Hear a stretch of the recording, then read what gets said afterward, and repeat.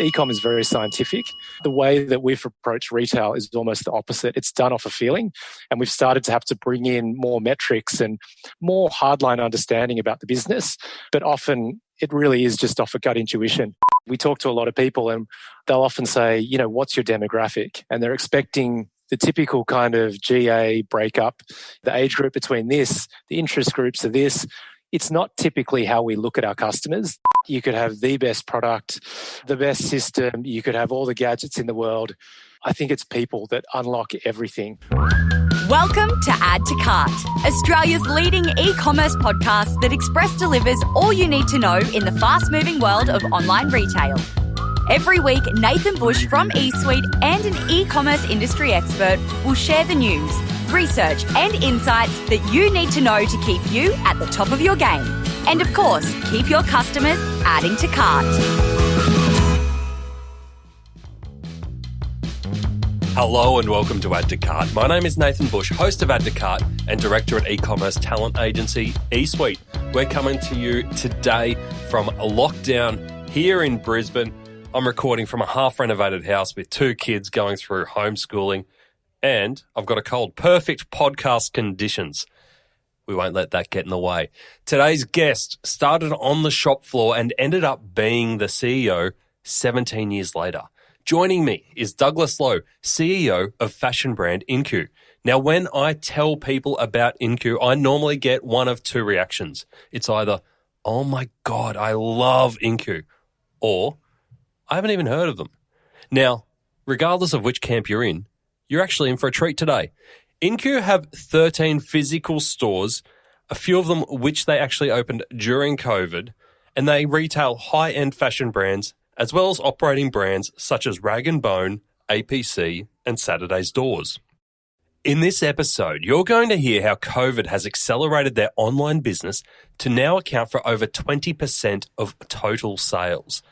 Also, Doug gives us an insight into how he hires the right kind of people to deliver the very unique Incu experience, and how design and beauty lies at the heart of everything that they do. Now, I've probably undersold the episode, and it's true Doug style. You're going to love Doug. You're going to love the Incu story. So thanks to our partners, Shopify Plus and Signet, here's our conversation with Douglas Lowe, CEO of Incu. Doug, welcome to Add to Cart. Thank you. Thanks for having me. I've been looking forward to this one. You're in lockdown at the moment. I'm sorry to say we are recording this mid-July. With half your network in Sydney, how's that treating you right now? It's been tough. We've had to pivot a little bit. We're just secretly hoping, well, not secretly, but we're hoping that with the 7 cases in Melbourne at the moment, that doesn't go into lockdown as well. Yeah, and this won't come out probably for a couple of weeks. So I guess time will tell how it pans out. Having been through this before, and you've got a network of how many stores? 13 stores at the moment. 13 stores and a really strong online presence as well. Given this is the second major lockdown, how have you responded differently this time? There's definitely been a lot less scratching our heads and scrambling and working by the seat of our pants. If you look at it this time, just from the leadership team, everyone is so much calmer. It's kind of like, we've done this before, we know what to do. Everyone kind of just goes off and does their thing, versus last time it was kind of trying to trawl through government subsidies. What are we going to do with inventory? How do we make sure that we're looking after the staff? The multitude of that. The first time there was definitely the fear of the great unknown, but this time you kind of know what's going to play out. It's just trying to predict how long are we going to be in lockdown for. And as CEO, did you kind of come out of the last one thinking, well, this is going to happen again, so we've just got to be ready? Yeah, 100%. I think, even after this, I'm pretty sure it's going to happen again, and it's going to pulse in different areas. So, it's just a fact of life until we can get the vaccinations out and then proceed on. Yeah, but what I love about you guys is even in the last lockdown, which was pretty severe, you guys are busier than ever.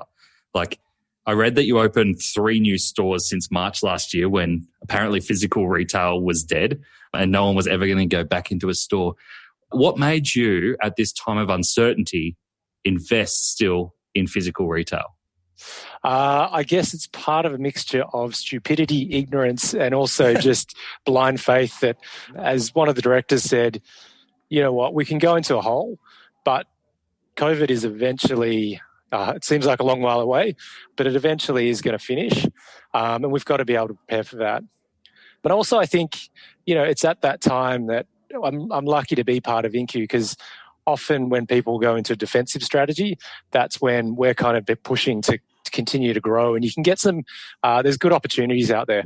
And was that something that you had to learn to do, is go on the attack rather than be defensive, or is that just part of the Incu nature?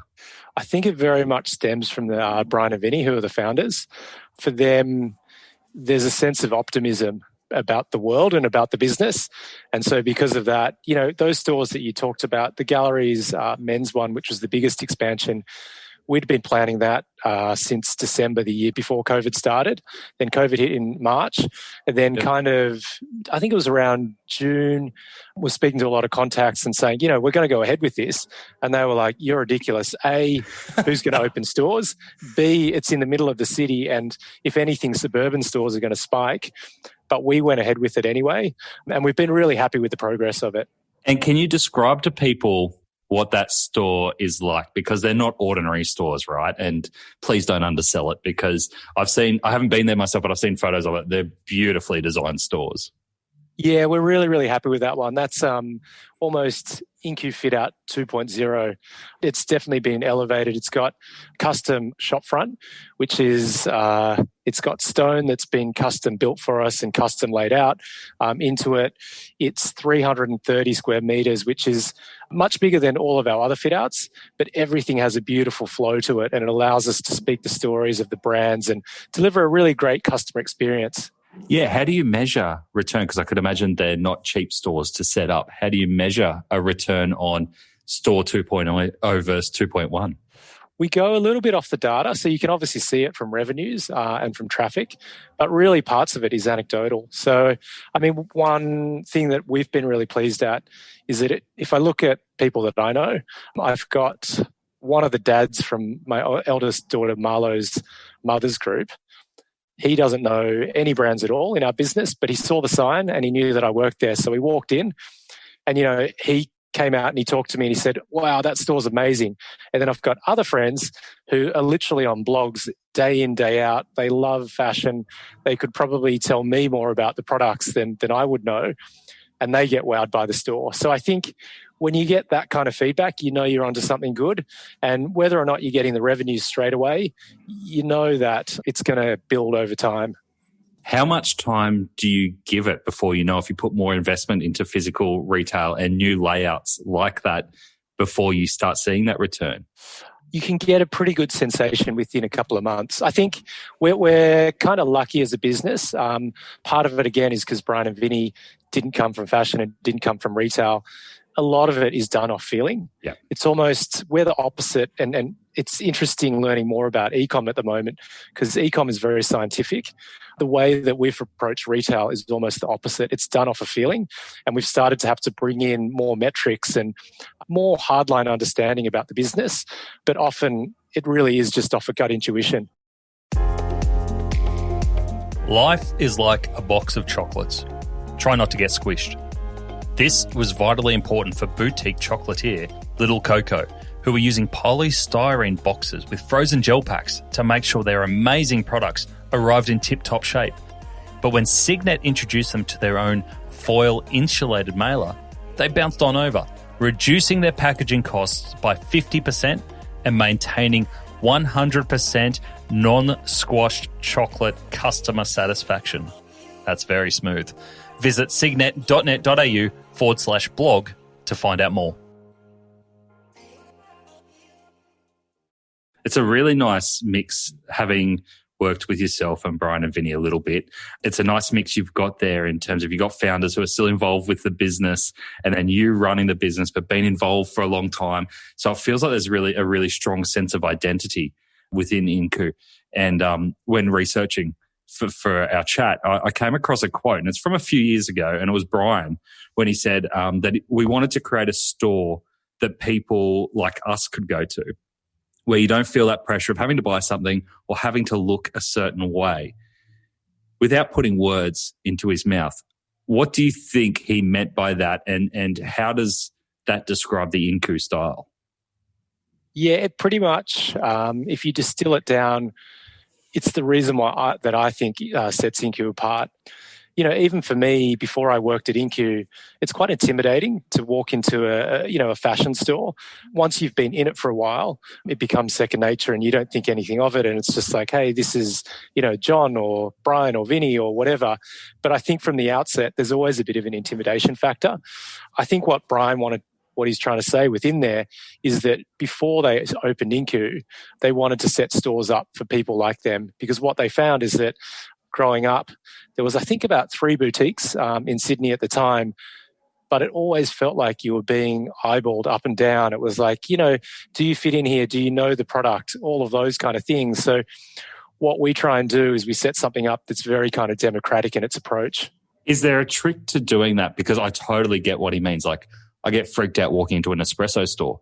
Is there tricks other than a beautiful layout in terms of design to make people feel welcome and comfortable in a space? Yeah, 100%. I think you could have the best fit out, you could have the best product, the best system, you could have all the gadgets in the world. I think it's people that unlock everything. So we do mystery shopping. We do it slightly different to other businesses because we just run it ourselves, and it's a formula that we've got. And what we do is we reach out to contacts that we either know or we know that shop within our network, and we usually send them in. And it's interesting, the people that have got the best results are those things that you just couldn't teach to our staff. So one of them I remember, she came in with her 5-year-old kid. She knew from the onset, she was like, this is going to be a horrible experience, but I don't ever go into the city. And so I'm in the city. I've got to do it now. Otherwise, I'm not going to do it for a month.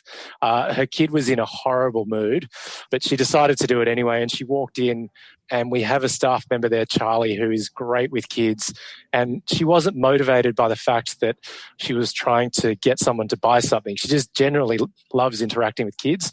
So she ended up playing with her kid while her mum got to shop. And because of that, she basically got 100% for the mystery shop. The other one that stands out is that we approached someone to do the mystery shop, and we didn't know that he'd been in the store before, but he went into the Galleries men's store. He used to be a manager of ours, but someone called Troy. And as soon as he came in, he basically went, "Oh, hey, Nathan, how you doing?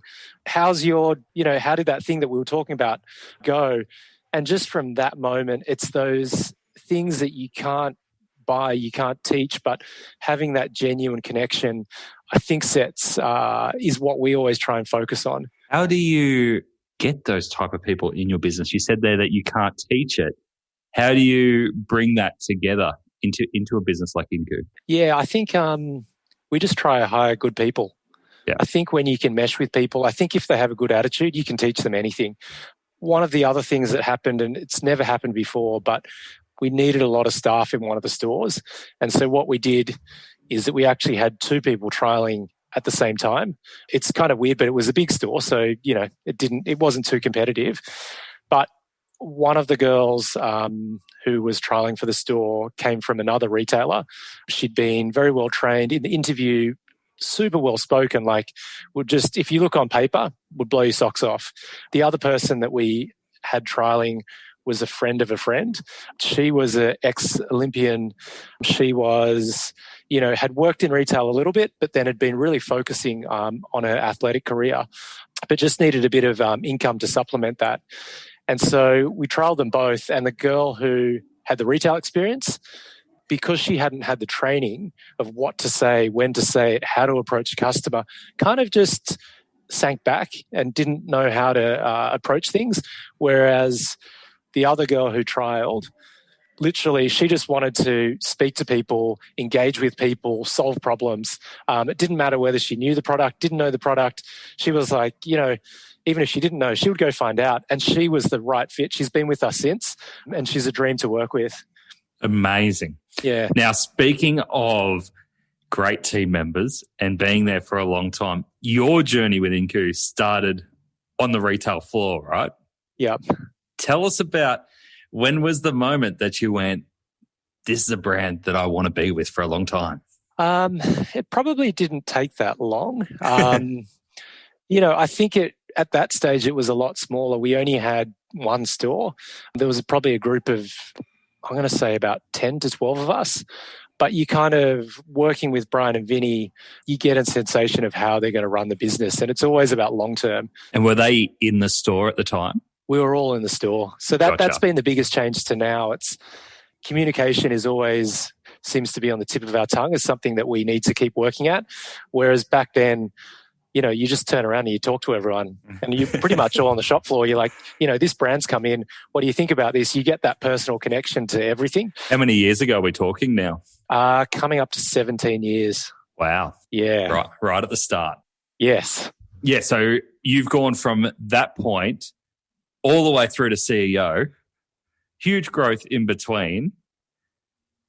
What's been the biggest moment where you've gone, I can't believe I've come this far? It's probably actually been within the last 6 to 12 months. It's been the most exciting time to be with the business because we've always had big ideas to grow and we've never wanted to stop at, one or two boutiques, and we've wanted to continue to do innovative things. But the talent that we've got within our business now is amazing. And that is the one thing where hopefully they're learning from us, but we're learning just as much from them and their approach. And I think it is the most exciting time with the business. It's a real, again, there's a real optimism of what we can do and what the future is going to hold. Yeah. I think you've mentioned that word optimism a couple of times already. And I think that shines through in what you do. You are real retail promoters. And the other word that comes to mind when speaking about you guys is humble. Like every time that I speak to you, Doug or Brian or Vinny, you guys are incredibly humble around what you've created, which is really refreshing. But when we talk about pushing the boundaries, what I also love is that it's not just you've got this template for physical stores and roll that out. Your high level of acceptable design, or you take that to the next level, it goes into other things like even your outlet stores or your office, where you recently won or were shortlisted on the Australian Interior Design Awards. Is design something that's non-negotiable?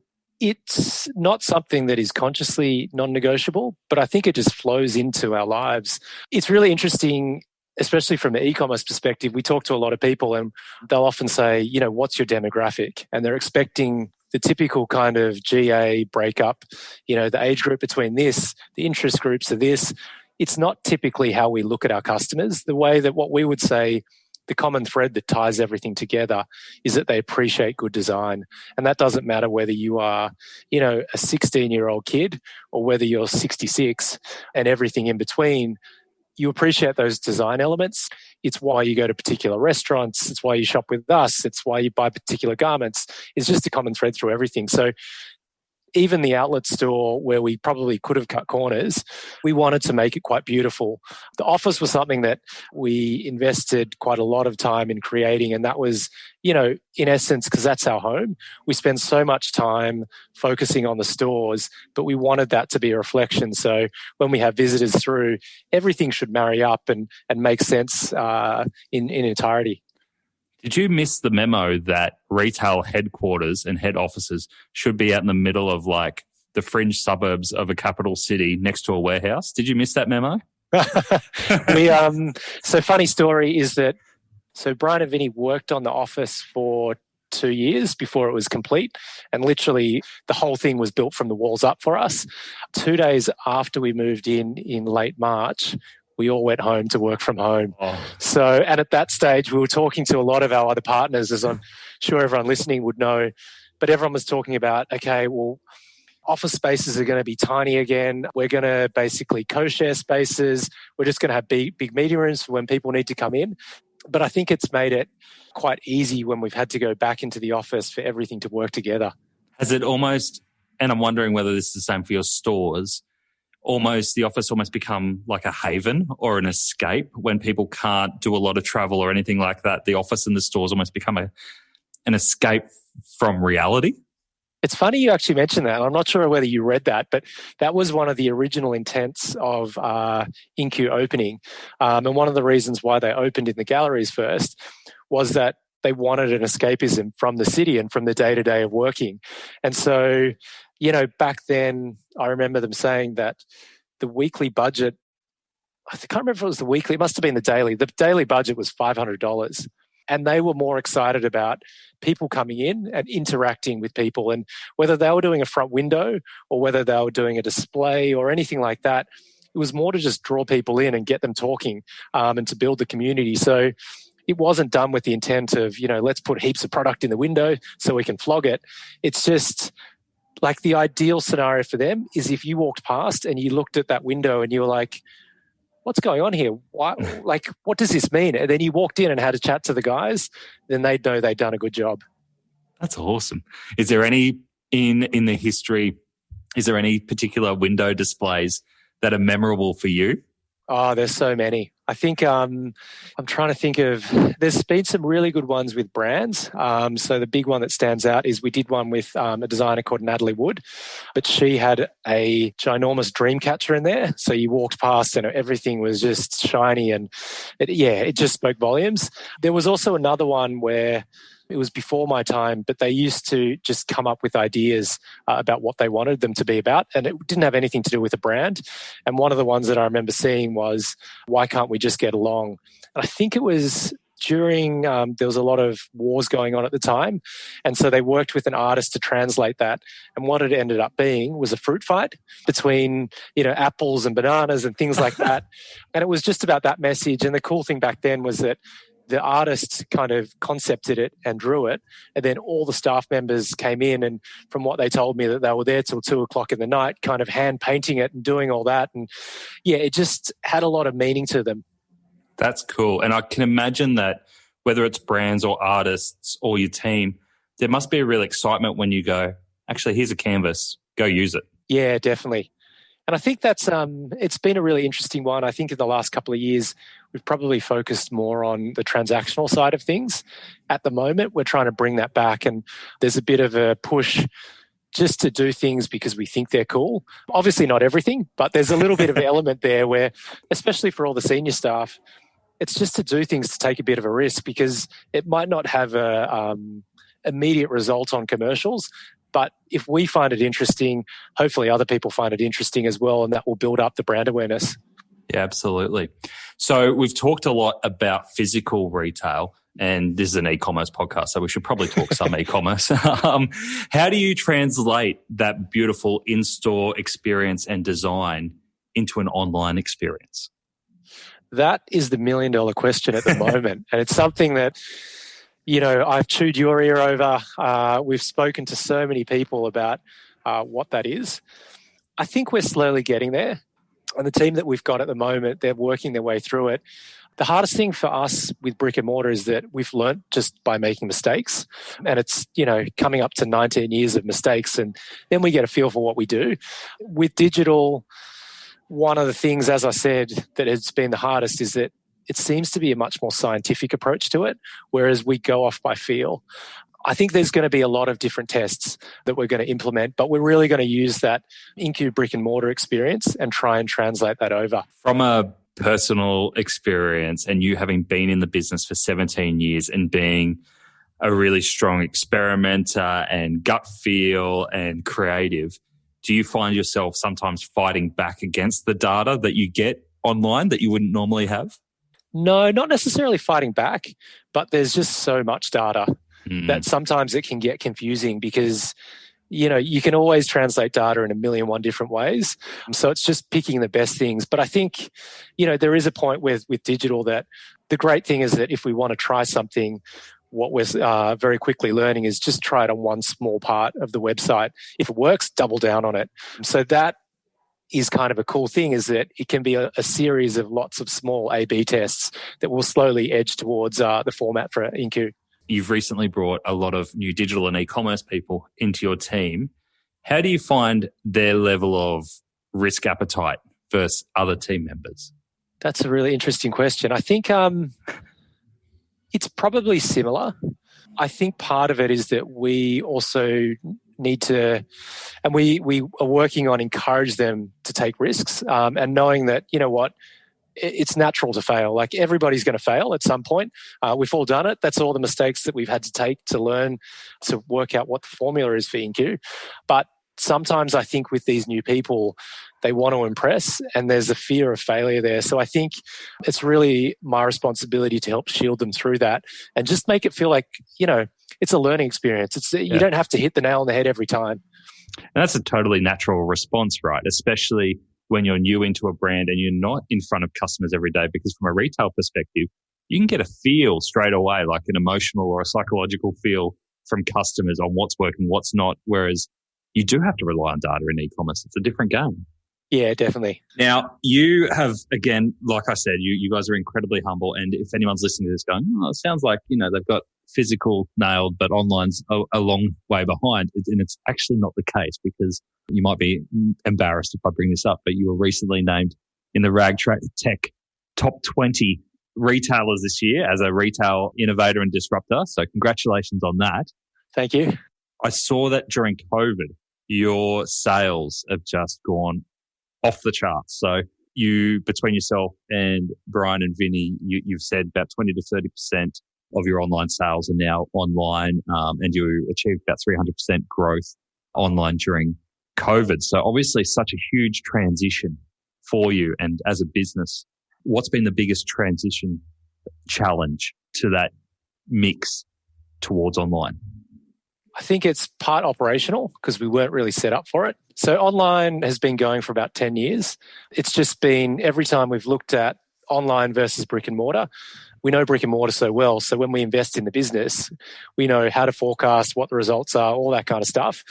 Digital and COVID obviously was terrible for everyone, but there have been some, silver linings within there. And it's the fact that, when people say, I think there was a McKinsey article saying that e-commerce had been accelerated by, it was either 5 or 10 years. If you look at that for us, it's probably about 10 to 15 years, just because the appetite for risk within e-commerce and the drive to push it was always kind of stymied by the brick and mortar.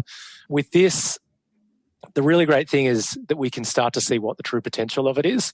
So going through it, I think also because it was COVID, everyone's appetite for risk was so high. It was just like, we're going to do whatever it takes to make sure that wheels keep turning in the business.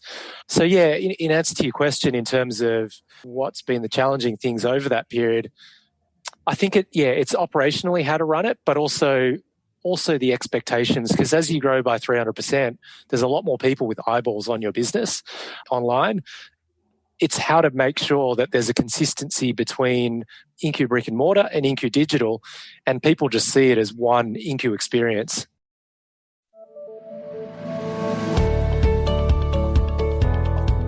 Stationery brand Milligram are the prodigal sons of Shopify.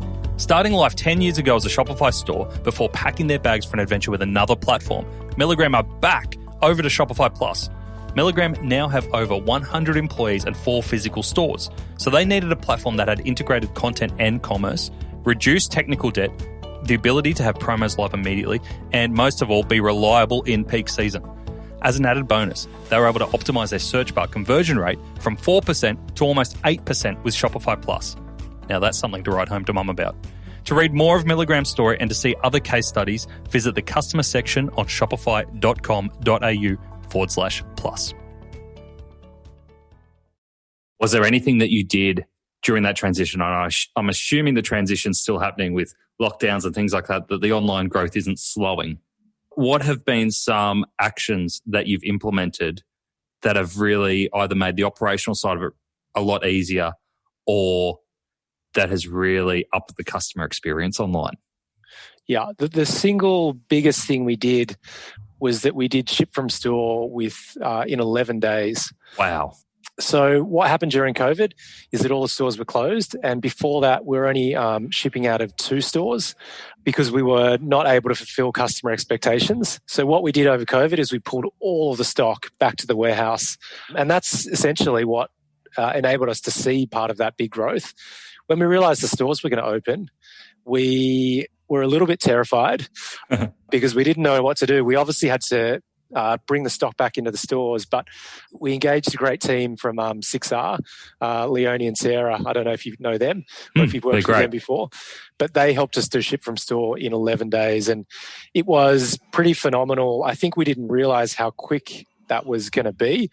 But looking back on it and then talking to other people, our current head of digital said they were doing ship for store, I think over the course of 2 years. So if you look at it like that, it's something that was a really great team effort and we're really proud of. It obviously took a lot longer than 11 days to nut out all the issues, but the fact that we did it and were able to maintain sales was amazing.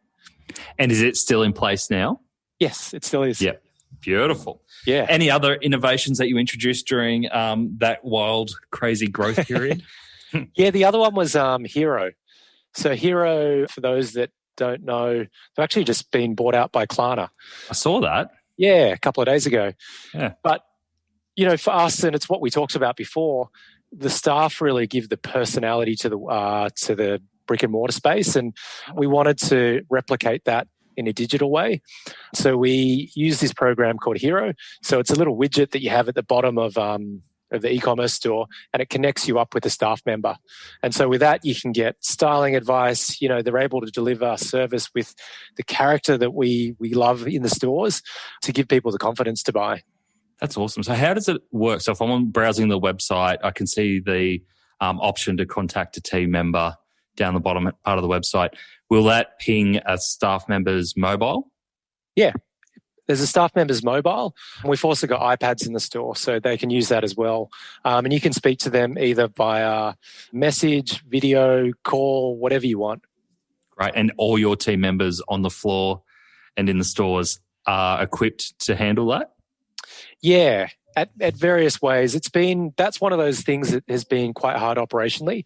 And I think if you look at the brick and mortar, pre-COVID, they weren't doing ship from store. They weren't doing Hero. So you're adding in extra layers to their workload, and they all understand why we need to do it.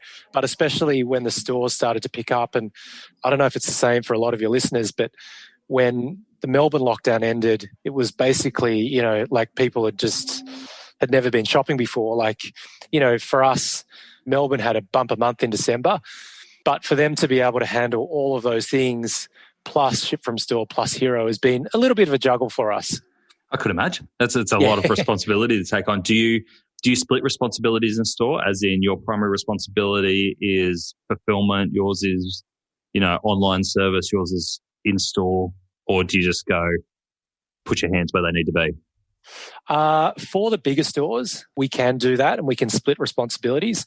But for the smaller stores, it's not as economical to have an extra person for ship to store, an extra person for Hero, just because of the workload. Yeah.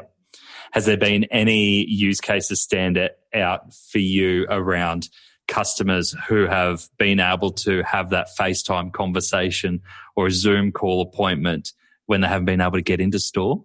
The one that has been really awesome is, so we do Wechat, and we do Wechat slightly different to a lot of other businesses. So most other people that we know are using Wechat in an official manner. And so they've got an official business page, and it almost looks like a bit of an online store. For us, and it's something that we did pre-COVID, is that we have a girl called Cassie who works for us. And what she does is that she reshoots product on herself for her network of Wechat customers within Melbourne. And the reason why she does that is because, we have an accounts girl who works for us, Yali, and she's great. And so she was able to see images of a pair of pants from a brand at the time when the buyers placed the order 6 months in advance. And she kind of looked at that and she's like, yeah, they're okay. And then when they came in, they got shot on a model who, when she looked at, Yali's probably 5 foot, the model's, 10 feet tall. And she looked at that and she went, okay, yeah, that's fine. And then when Cassie shot it on herself, and Cassie has a very similar body shape to Yali, she looked at that and she was like, wow, I need to get those pants. Cassie, can you put a pair aside? I'm going to get them. And so that's the way that Cassie operates, is that she's almost like a mini Incu influencer that reshoots product on them, and it gives people aspirations as to how they could put outfits together and what they can buy. So when COVID hit, we went really hard on WeChat, and Cassie was reposting, so many like items and things like that. And we had an amazing response from customers who were locked down, but they wanted to get that little bit of escapism. And they did that through Cassie and the way that she would shoot her product. Right. And I'm no WeChat expert. I've read a lot, but I've never actually used it into a retail business. Can you share what you've witnessed and seen from the power of WeChat for your audience? Like, how is WeChat used differently to technologies like the Facebooks, the Instas, all the websites that we're used to? Because it's a different beast, right? Yeah, I think we're using it in a very basic way. We're almost using it as a giant, almost WhatsApp. And so when Cassie posts things, she's just got a bunch of people who are invited to almost a private kind of group, and they can see things on there. But she's so successful with it that in the stores that she's based out of in Chadstone and in Melbourne City, she's generating through her network around 20% of revenues. Wow. So it's really powerful. Is there any desire? Obviously, in the US, we've seen a huge uptick in live streaming and live stream shopping.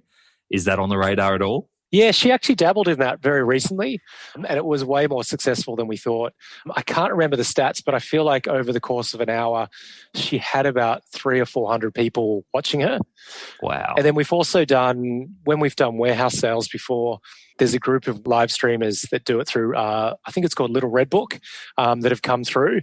And they, speaking to them, I think there was about a couple of thousand people who would watch over the course of, 4 or 5 hours. That's cool. Yeah. And if you take Cassie's example around trying on and showing different outfits on different models and different body shapes, is VR or AR on the radar at all around being able to personalize that for your customers? I think it's quite far away. It's something to think about. I think for us, we always need to draw back the technology to how it's going to service a customer. And I think at the core of it is that, for us, the thing that trumps everything is that face-to-face human character that, if we were both serving in the store, you have your little spin on service and you can talk to people about parts of your life and I have my own take on it. So I think we just need to make sure that it always comes back to that, and it's about a genuine experience. Those things, as technology goes, it's something we've definitely got our eye on, which would make it easier in terms of size fits especially. Yeah, absolutely. And who inspires you from a retail perspective? Because I'd love to get your take on it, especially from a design and aesthetic perspective. Who do you think is doing that really well? I'm probably going to give you the wrong answer because there is no wrong answer from a design or aesthetic perspective. But the one retailer for me that just nails it is Bunnings. Oh. It's just, growing up, we always had a handyman come in. We never had a drill that I know that we had around the house. Like, we never did any of the repairs ourselves. So I'm very, very basic when it comes to fixing things. But when I go to Bunnings, number one, you get a sausage sizzle on the outside. So tick, tick. You kind of go through everyone there. They have a very diverse stuff. They never make you feel silly about anything. So you can ask them about literally anything and they will take you through. They're so knowledgeable. They don't try and upsell you to something. Like, a lot of times, I remember I went in after we'd moved house and I needed a leaf blower, and I could have got the Ryobi one, which was a lot more expensive. But the gentleman said, look, if you're just starting out, why don't you just get the home brand one? It's a lot cheaper. If you want to upgrade later, you can do that. But this is what I use at home. And I think it's just such a genuine experience that it's hard to knock them. Like, I think when you can take something so complex and make it so simple for someone, and even my kids love going to Bunnings, there's something really special about that. And it's very Australian in their outlook. It's so funny because when you say Bunnings, I go, there probably couldn't be a less Incu brand than Bunnings. But when you explain it like that, around the personal service, the feeling of being welcome and everything being accessible and breaking down things that might have previously been seen as off limits or out of your comfort zone and making it accessible. Kids coming in, like, you go, oh, the design isn't actually about the physical design. It's about the experience design. Definitely. I think the dream scenario for me is that, there's a lot of brands that I don't know, but if, say, for instance, you came in, Nathan, and you were trying to buy something for your partner and you just flipped over a price tag, and we have some, some of the price points are getting up. We do have, we try and have a blend of more affordable with more aspirational, but we have garments going in, a couple of $1,000s. But the goal for me is that if you flip that tag over, yes, there would be a price shock, but someone would be able to explain to you and say, you know what, if you look at the details on how this was made, this is why. And you still might go away and be like, that is phenomenal that that's so expensive and I would never buy that. But there's an appreciation level for it. Or you might talk to someone about it and you wouldn't be just, man, Incu is just selling, the price points of Incu are crazy. Like, I'm not going to go back in there. It's just, there's an inquisitive nature and you're like, you know what? I can see why someone would want to rock that. Yeah. And especially if you've got that personalized customer service with it as well. It's like, I get the appreciation for this whole experience. Yeah. Now, something you can get me on board with is that I read for your 18th birthday that you partnered with Messina to create new ice cream flavors. That's crazy. That's awesome. What'd you create and what'd you like? Yeah, so it was a really interesting one. It was a lot of fun for us. We've worked with Messina before. So for our 10th birthday, we collaborated with them and we came up with a flavor, and that was a chocolate, and I think it had orange interwoven through it. So we worked off the colors.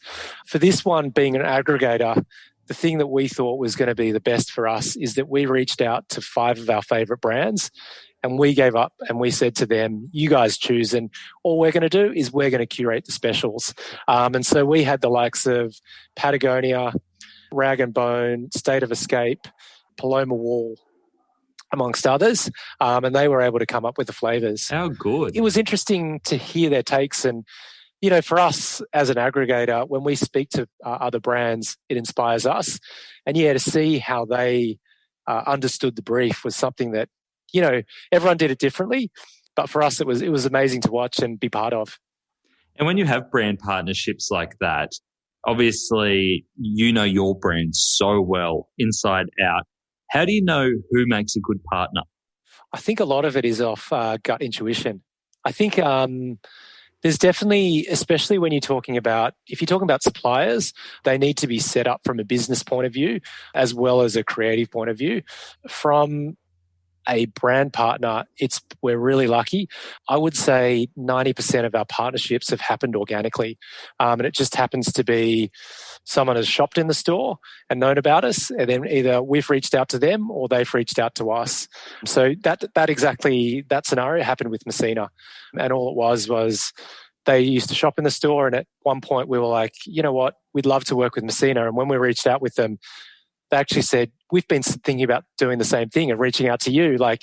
And so everything's quite organic. Yeah. But I think that's just been the genuine approach to how we try and build the business. Good people doing good things with good people. Yeah. Love it. So, Doug, fill us in. What's next for yourself and Incu? Incu, I think Omni is on the tip of everybody's tongue. I think digital, what we need to do is work out what our digital business model is and what makes Incu unique. As you said, we've hired a lot of talented people, not only in digital, but across the whole business to help us kind of understand how these things kind of get translated.